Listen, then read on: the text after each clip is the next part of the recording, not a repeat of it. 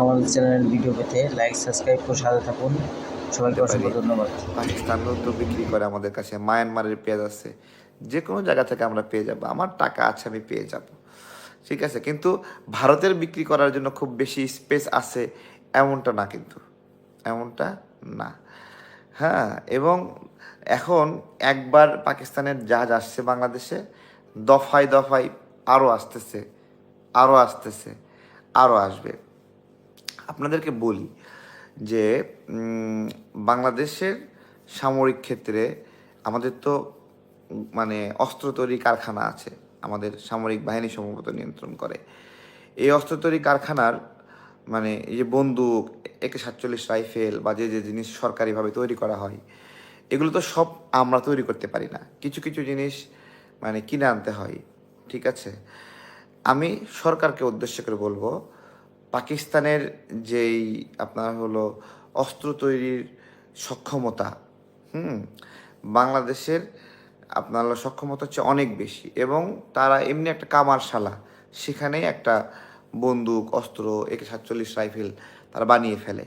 হ্যাঁ, তো আপনারা আমাদের অস্ত্রাগার সমৃদ্ধ করার জন্য পাকিস্তানের এই ছোট ছোট মানে অস্ত্র তৈরির যে কামারশালাগুলো আছে, এগুলোকে আপনারা হেল্প নিতে পারেন বাংলাদেশের অস্ত্র ভান্ডার সমৃদ্ধ করার জন্য।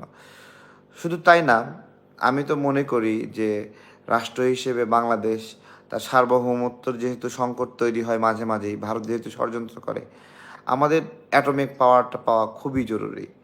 হ্যাঁ, এটা আমি মনে করি পাকিস্তান হেল্প করতেই পারে। হ্যাঁ, একটা রাষ্ট্র হিসেবে বাংলাদেশের হাতে সরকারিভাবে রাষ্ট্রীয়ভাবে কিছু মিসাইল থাকবে, সমস্যা কি? কোনো ক্ষতি আছে? আমি যদি কোনো সময় আক্রান্ত হই, আমার তো আত্মরক্ষার অধিকার রয়েছে, সারা বিশ্বের সকল দেশের আছে। এই জায়গাগুলো যদি রাষ্ট্র যদি সিদ্ধান্ত নেয় তাহলে হয়ে যাবে, আর রাষ্ট্র যদি মনে করে না এগুলো দরকার নাই, দরকার নাই, তাহলে দরকার নাই, ঠিক আছে। কিন্তু সার্বভৌমত্বের যে সংকট তৈরি করলো গত কয়েকদিনে ভারত, এই যে বাংলাদেশে ঢুকে পড়তে চাই, ঠিক আছে। আমরা তো আমাদের ওই সীমান্ত এলাকার বাংলাদেশি ভাইদেরকে বলছিলাম, ওরা শুধু বাংলাদেশে ঢুকুক, বাংলাদেশে ঢুকতে দাও, ঢুকুক, ঢুকলে ঢোকার পরে কি করা লাগবে তোমরা করবা, এটা আমরা বলে আমাদের একটা প্রস্তুতি ছিল এখানে। হ্যাঁ, যে বাংলাদেশে ঢুকবে, উগ্রতা ছড়াবে, হ্যাঁ, একটা প্রস্তুতি ছিল, ওরা টের পাইতো। হ্যাঁ, ওদের পুলিশ ওদেরকে থামাই দিছে যদিও। হ্যাঁ, তো এই হলো বিষয়।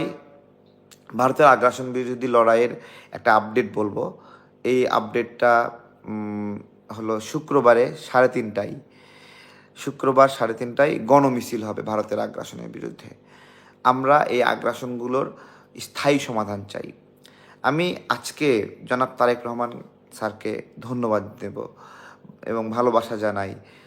আপনি যে বলেছেন আমাদের নদীর অধিকার, পানির অধিকার বুঝে পাওয়ার জন্য আন্তর্জাতিক আদালতে মামলা করবেন, স্যার অনেক ধন্যবাদ। আমরা এইগুলোই কিন্তু প্রত্যাশা করি আপনাদের কাছ থেকে, যে আপনাদের কাছ থেকে সঠিক লড়াইটা আপনারা করবেন, এবং আমার আত্মবিশ্বাস সব সময় আপনার উপর ছিল, এখনও আছে।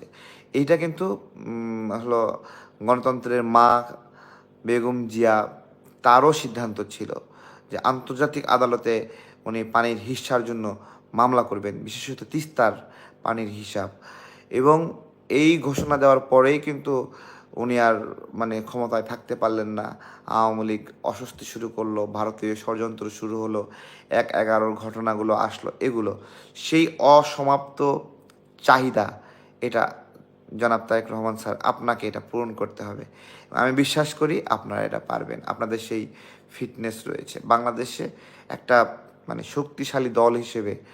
এবং আমরা অনেক দলের কাছ থেকেই ভারতের আগ্রাসন বিরোধী লড়াইটা প্রত্যাশা করি।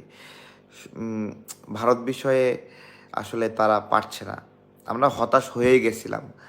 বিএনপি গত কয়েকদিনে যেই কার্যক্রমগুলো দেখিয়েছে ভারতের আগ্রাসনের বিরুদ্ধে, এটা আসলে সত্যিই অভাবনীয়, এবং আমরা এটা আশা করিনি। অনেক মানুষ গালি দিচ্ছিল, বলছিল বিএনপি হলো ভারতের দালাল হয়ে গেছে, অমুক নেতা এই হয়েছে, অমুক নেতা হয়েছে, এই অনেক কিছু বলতেছিল।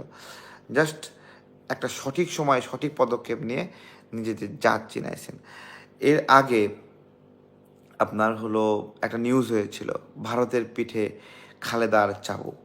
হ্যাঁ, এটা মূলত ভারতের আগ্রাসন, নদীর উপর আগ্রাসন, পানির উপর ঈর্ষা, এই সকল বিষয়ে আন্তর্জাতিক পরিমণ্ডলে মানে জাতিসংঘে বেগম জিয়া এটা উত্থাপন করেছিলেন, জলবায়ু সম্মেলনে উত্থাপন করেছিলেন ভারতের আগ্রাসনের কথাগুলো, পানির উপর আগ্রাসনের কথাগুলো। এটাই ছিল বেগম জিয়ার একটা মানসিক ফিটনেস এবং দেশের জন্য তার লড়াই, যে লড়াইয়ের কারণে মানে আমি আপনাদেরকে বলি, বেগম জিয়া যে জেলে ছিল না, দিনের পর দিন জেলে ছিল, আমার কাছে ইনফরমেশন ছিল যে এইটা শেখ হাসিনা রাখছে, বিষয়টা এইরকম না। এটা ভারতের রয়ের প্রেসক্রিপশনে এটা রাখা হয়েছে, রয়ের চেষ্টা রাখা হয়েছে। শুধু তাই না, মামুনুল হক হুজুর সহ যারা যারা